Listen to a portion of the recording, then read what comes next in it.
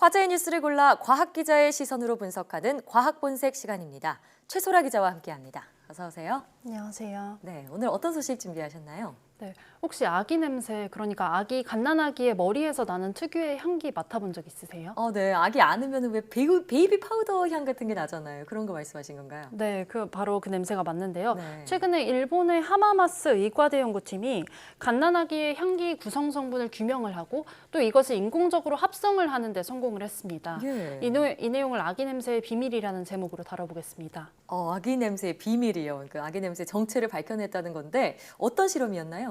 네, 사실 이전에도 아기 냄새의 이런 정체를 규명하려는 노력은 좀 있었는데요. 네. 이번 실험은 좀 다릅니다.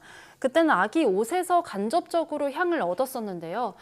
아기에게 스트레스를 주면 안 되기 때문이었습니다. 그런데 이번 연구는 냄새를 쉽게 흡착하는 가루를 20분 정도 신생아 머리에 대는 방식으로 이루어졌다고 합니다. 네, 연구팀은 이렇게 얻은 물질을 끓는 점이나 질량에 따라서 분리를 했는데요. 그 결과 갓난아기 5명의 머리 냄새에서 31종의 구성 성분을 밝혀냈습니다. 또 이 성분을 어머니 양수향을 구성하는 물질 21종과 비교를 했는데요. 이 가운데 15개가 일치했다고 합니다. 네. 그러니까 반대로 말하면 나머지 물질은 아기 고유의 냄새로 추정된다는 겁니다.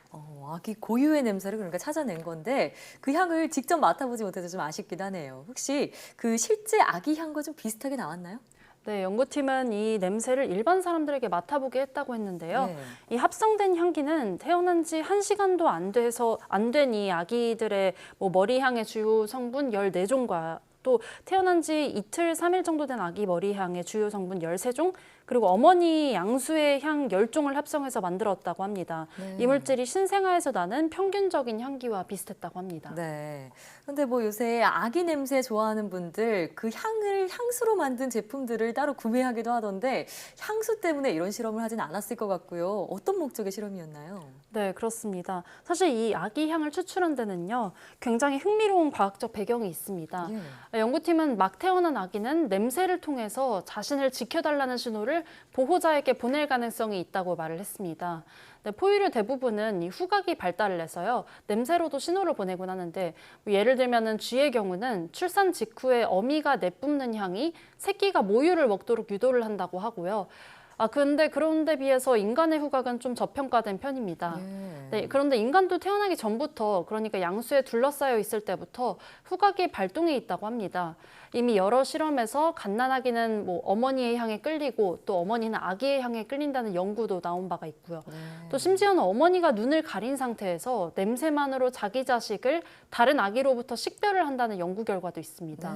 그러니까 후각이 인간에게서도 생각보다 많은 것들을 얘기해 줄 수 있다는 사실이 점점 밝혀지고 있는 겁니다. 이 연구팀도 이번 실험에서 합성한 향기를 이용해서 냄새의 심리적인 효용을 분석할 생각이라고 합니다. 예, 그러니까 이 막 태어난 아기에서 나는 그 특유의 냄새가 아이가 보호자로부터 나를 좀 보호해달라라는 신호를 보낸다 이런 뜻이라는 거잖아요. 네, 앞으로 인간의 후각에 관한 연구 결과 계속해서 많이 나오기를 기대해 보겠습니다.